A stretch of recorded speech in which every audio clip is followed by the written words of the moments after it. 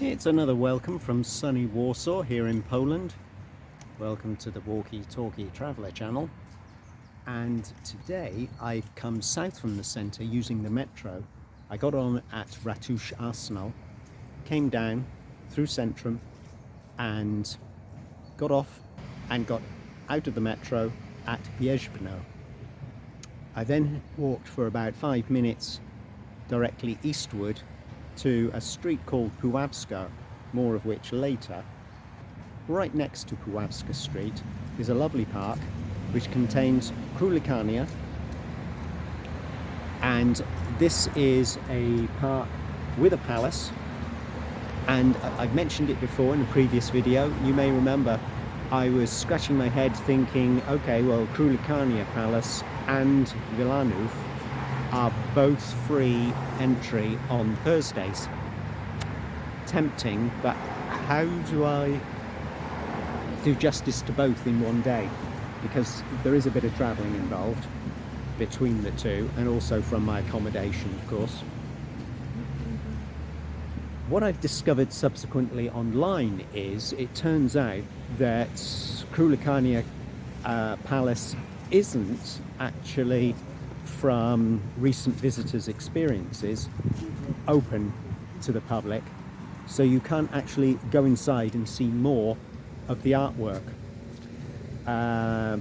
It doubles up as a museum of the sculptor Xavery Dunikowski, and you may remember seeing some of his work perhaps, or maybe not, in the National Museum in Warsaw. Have to go back several videos to check that out. And oh, hello, a dragonfly. The advantage of coming here, even though Krolikarnia Palace is closed, is that here in the park there are sculptures on view for absolutely free. So yes, I coughed up approximately €1, 3 zloty 40 groszy for the metro ticket to get me down here. Very quickest option, and it really meant that I could start the day in the right manner, because otherwise I would have spent about an hour and a half walking down here through streets I visited before, which didn't necessarily have any interesting new additions, no new appeals.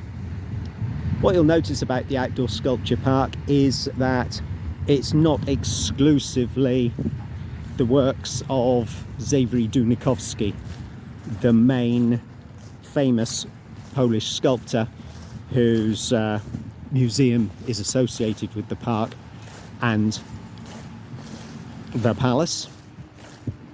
But nonetheless, that means we've just got an opportunity to see more artists' work than we otherwise might do.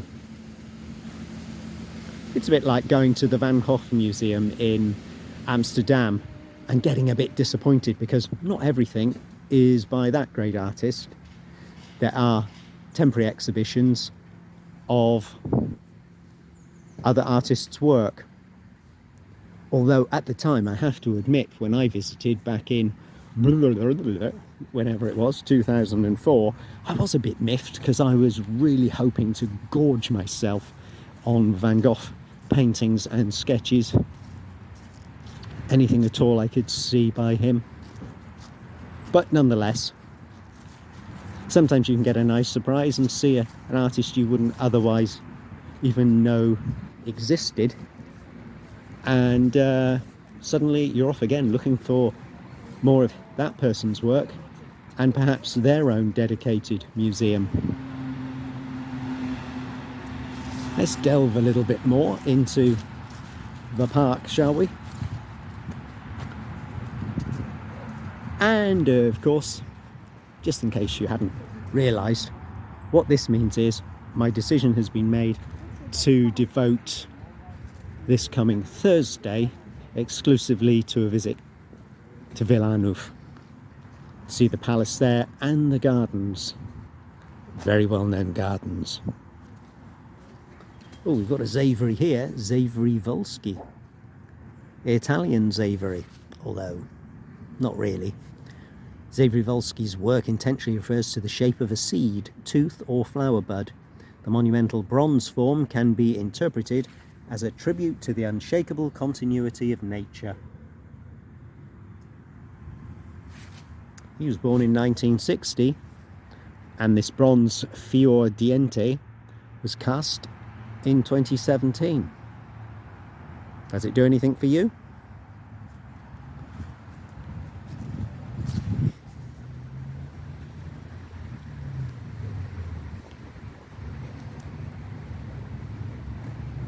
Oh, geologists might be able to tell us a little bit more about this. As for me, I'm a bit stumped. The only thing I could guess at is maybe QTZ means there's quartz somewhere in there. Or maybe not.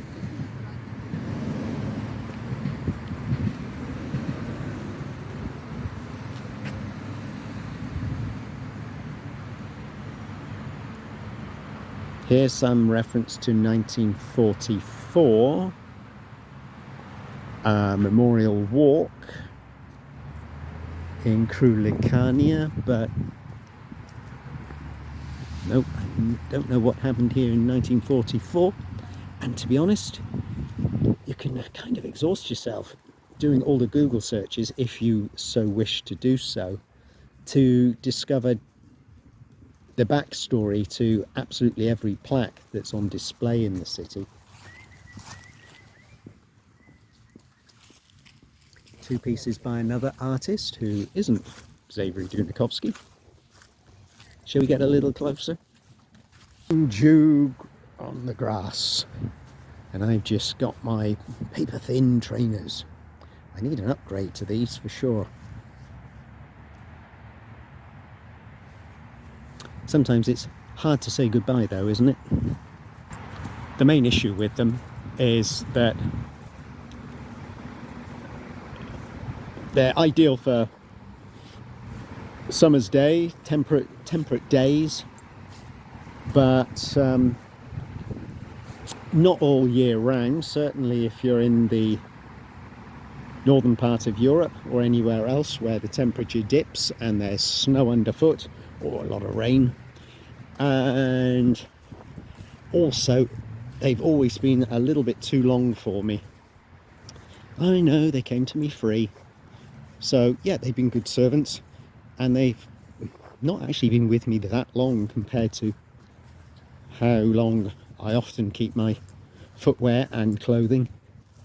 But I'm just thinking that after that tumble I took in Ukraine, I really need to do something about getting a shoe which doesn't have something like 10 centimeters extra in the toe. That's what happens when you've got a very long shoe, because it feels comfy to match the width of your broad but short foot. A Wild Boar by Stanisław Komaszewski. In concrete. In concrete? Yes, in concrete. Oh, during the Warsaw Uprising, most of his artistic output was destroyed. One of his few surviving works is the bas relief of a tiger on the Wedel house at 28 Puławska Street. Oh, we'll have to look out for that, because I intend to walk back up through Puławska Street northward after I visited Krolikarnia here.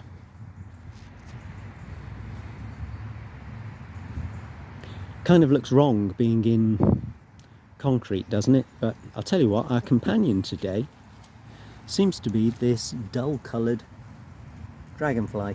Although I can see by this one's a very slender body, it's not actually the same one that we saw earlier. I wonder if they change colours through the course of their lifetime, or through the seasons of the year. I don't know. I have to look that one up. Oh no, not another Google search. This one I've been trying to limit the number of Google searches that I do. And you may remember from the previous video when I was in Park Skaryszewski in the Rose Garden. What would I be doing in a rose garden, I hear you say? Well, I was admiring that little tiny dancer sculpture and Googled the artist, immediately found Dancer, one of his most famous works apparently. And I'm not surprised because she is lovely. And it's been in the park since 1927, so nearly 100 years. I think she's doing rather well with all the elements that she has had to face. Freezing temperatures, hot summers, but there she is, oblivious to it all, staying up on her toes. But enough of Dancer. Here's an unforgettable sculpture as well. For me, I think. This is the one I remember. I knew it was coming. And yes.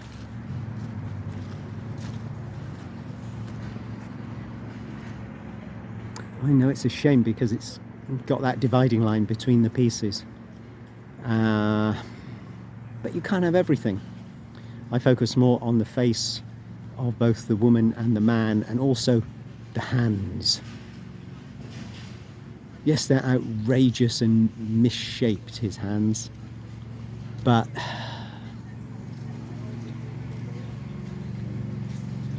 yeah, a willing submission to a power that adores her. That's how I see it anyway.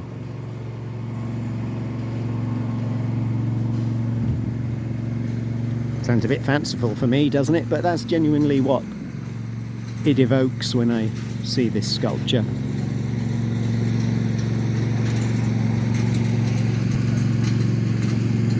And there we see, I think, evidence of why it isn't overpowering and he isn't overbearing as you might first think. You see her hands are actually free. That's why, for me, she is willingly pressing herself against him.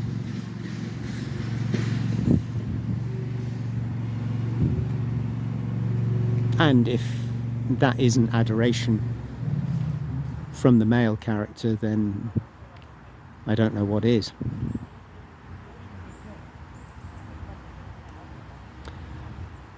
Yeah, one of the few pieces of sculpture which actually affects me emotionally. It can happen. Even for a dusty old fool like me. So, Fate 2, Soul Escaping the Body. That's what it's actually called. From 1918, in limestone. The sculpture was commissioned by Antoni Cierplikowski. Antoine de Paris was his AKA, it seems.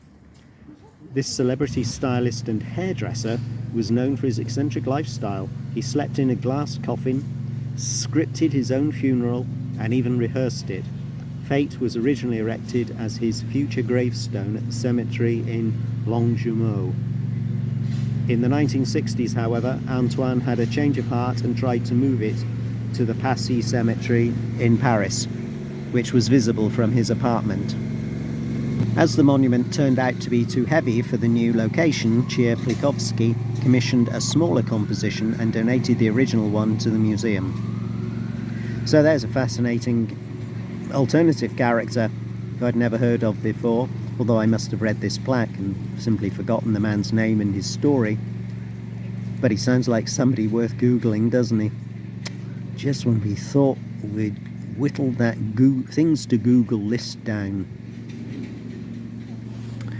But that's the thing, if you keep your eyes open, look all about, and have a broad interest in many things, then it's inevitable that you're going to find more and more things fascinating and worthy of further investigation.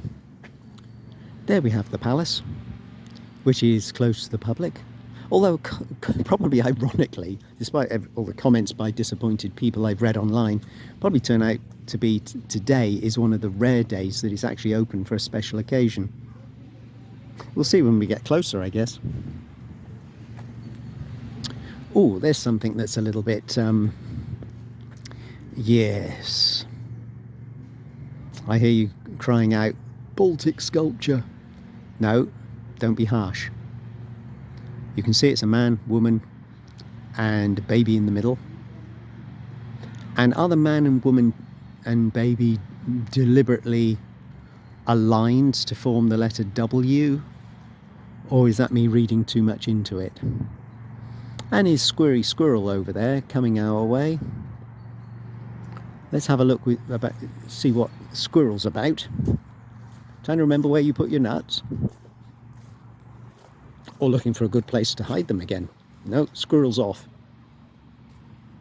Yep, doesn't want to know. Okay, perfectly understandable. The artist Xavery Dunikowski, as they probably called him in Palais. Or maybe not.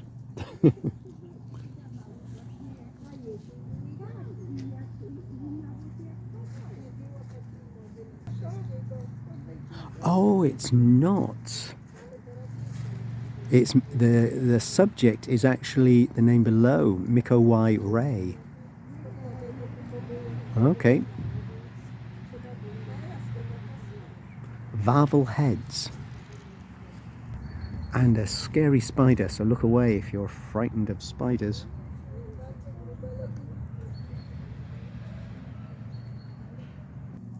What are you up to, Beetle? Tadeusz Kościuszko, the man the mountains are named after, over in Eastern Australia. Or the mountain, I should say. Oh, Olga Boznanska, famous Polish painter. May have come across her before. I'm not sure if we saw some examples of her works in the National Museum. There are lots of creatures around at the moment. Got a little spider here.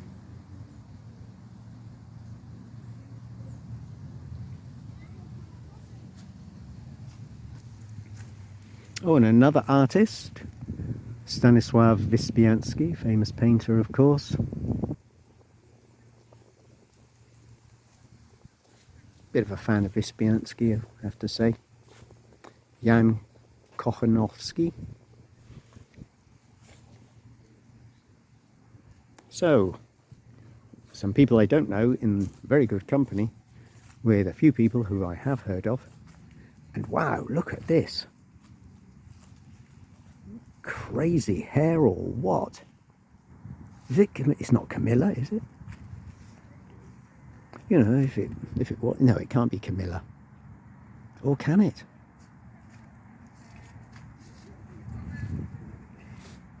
They say don't touch the statues, the sculptures rather, in the park. That's one of the little things not to do listed, of which there are many that you can't do in this park. But it looks to me as though somebody's been really shining up that snout and the forehead. Very shiny. And because we're in nature, of course, we've got another little bug thing.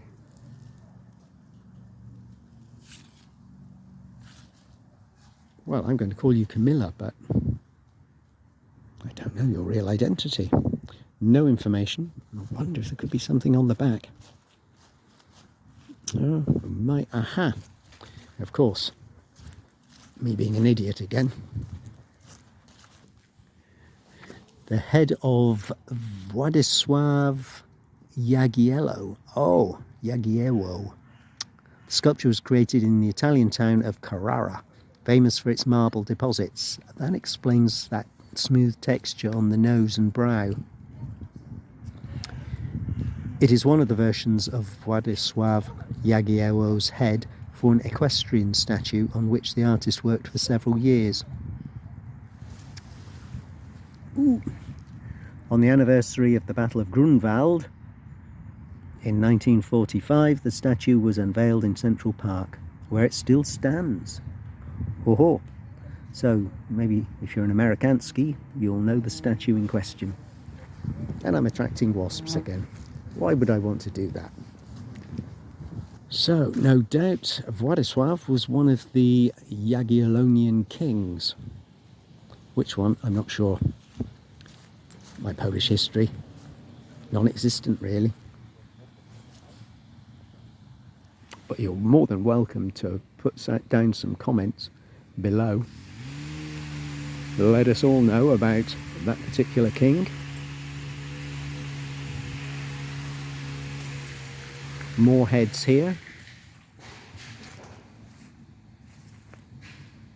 Slightly more wary dragonfly, who again has lost all his colour.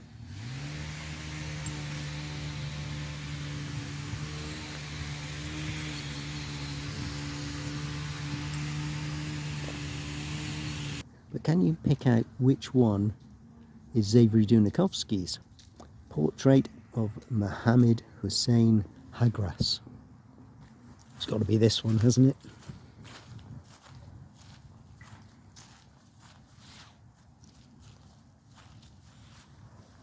Obviously I'm no expert, but I think that's the one that stands out. Moving ever closer to the palace itself, the rabbit house, a place where the king would come for his rabbit stew. We've got some very interesting, very different pieces down here, haven't we? Now, what's this mishmash, I was going to say? I'm not saying I don't like it, it's just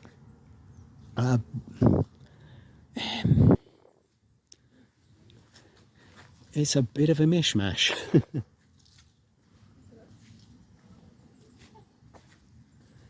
Like somebody has put together something from 4 or 5 different styles of sculpture. But it takes the eye, so I'm not going to knock it completely. And yeah, it's the back support which really puts me off, I guess. Well, yeah, I guess somebody was given free rein, weren't they? The building was, well, what was it? Damaged by fire, and the roof was lost, and the interior, just the exterior, was plastered over and given some fresh paint, and they thought to themselves, when we get enough money, we'll restore it fully. Meanwhile, they never did get enough money, and somebody came up with the idea, let's put some wild, crazy stuff around the outside. Or are those bulls' heads original? Often hard to tell, isn't it? Anyway, just provoking any art fiends out there who will be screaming now, saying, of course it's original. It represents... which was very well known.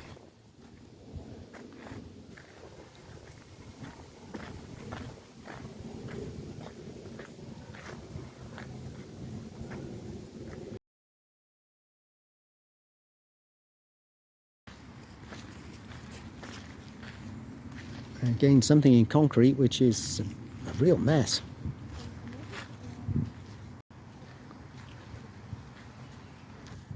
Let's see what information there is to be gleaned by going up the steps to the front door.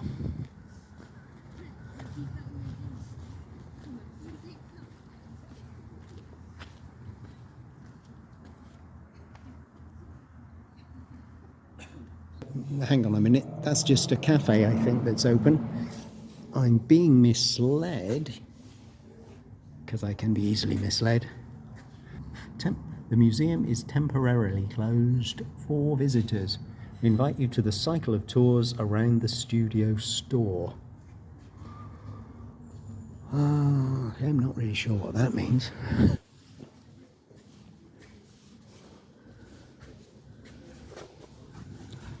It's like there's some books for sale. Oh, there's a door open.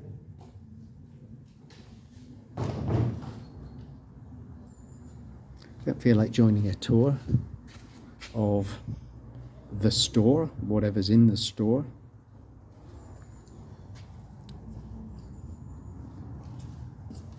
However interesting some of the pieces may look. Oh, oh no, concrete again. What a mess. Right, so looks as though it's primarily open to workmen. Never mind. It's another one to put on the list of things to do on another visit to Warsaw. And I'm thinking of that little dog Topic, who I met in Ukraine. You may remember Topic. A little cross Pekingese something or other. Bless him. Really soulful eyes. Good old Topic. And who's this handsome beast?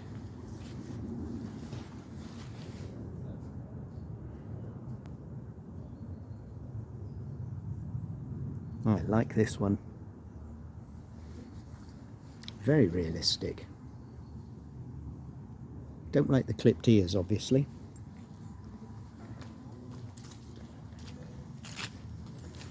Wow, this is from 1887. I would never guess it was so old.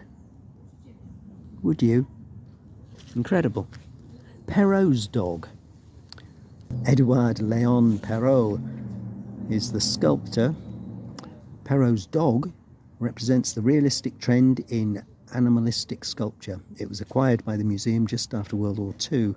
A similar, or perhaps even the same work, was exhibited at the Salon in Paris in 1887. The popularity of animal representations in 19th century French art is linked to changing perceptions of the natural world. This sentimental approach to animals, particularly dogs, resulted in a growing number of their depictions. The first pet cemeteries were established towards the end of the century. So that's where I should have been. I knew I was born in the wrong century, and I should have been born French. There's a story behind that little pout. I wonder what it is.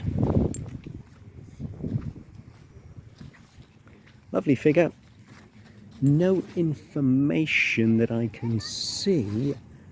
I wonder if... Aha. I think the plaque is far off. Right over here. I bet she's a ballet dancer. Ekaterina Belashova. Portrait of Marina Bakuleva in marble from 1965. The artist was a representative of Russian socialist realism. You'd never guess that by the delicacy in that female's features, would you? Her sculptures were often presented abroad. In 1967, the artist's works were exhibited in Warsaw. This was when the portrait of Marina Bakuleva, a dancer, was acquired by the museum. Of course, she was a dancer. The depicted figure was captured at the moment of anticipating her next move. Our attention is drawn to the softly modelled lines, delicate forms and smooth surface of the stone. The sculpture is one of the most photographed works in the Krolikarnia park, and I can't say I'm surprised. Very pretty. Certainly nothing delicate about this fella. Look at the shoulders on him. Or is it indeed a woman? Huge, out of proportion shoulders. Even a humpback, you could say. A disfigured figure. No intention to actually make, I was going to say the person realistic, and then I see the face is more like that of a turtle. What do you think? What is going on there? Is the word anamorphic?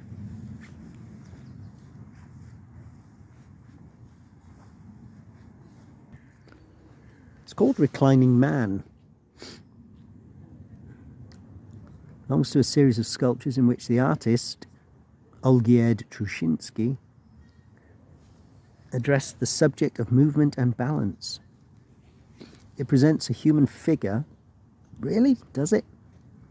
In a peculiar pose, depicting tension and release at the same time. There exist several versions of this composition. But for me, yeah, a real mess. And I suppose I should come back and have a look at this little Chinese dog, shouldn't I? Chinese dog or lion. The lion's characteristic eyes in the form of spirals may symbolize water. Really? And the renewing of life.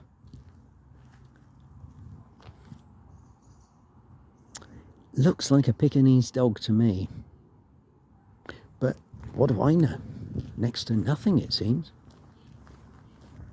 There's a little dog over there who for ages has been rolling around on his back, thoroughly enjoying himself. I love seeing dogs in that situation. Just relaxed and happy. Anyway, enough of that. Enough of my old foolishness. I'm going to keep my eye on that little dog to see just how long he keeps rolling on his back for. Hopefully, for the owner's sake, the dog isn't rolling in another dog's poo. Because sadly, you catch up with your dog and you think, oh, he's enjoying himself rolling around, and then, oh God, he's trying to disguise his scent. Kind of thing a beagle would do to you. From my experience, anyway, of all the walks I used to take Sound the Beagle on. Oh, Jeffrey Armstrong, a South African artist who works in wood and stone, for which he has a special passion.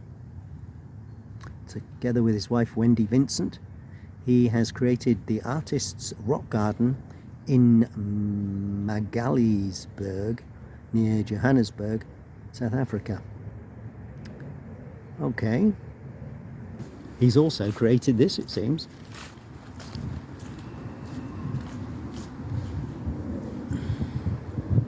Right, I think I'll cancel the flight to Johannesburg, but it might appeal to some folk, I guess. Maybe I'd like the wood sculpture more.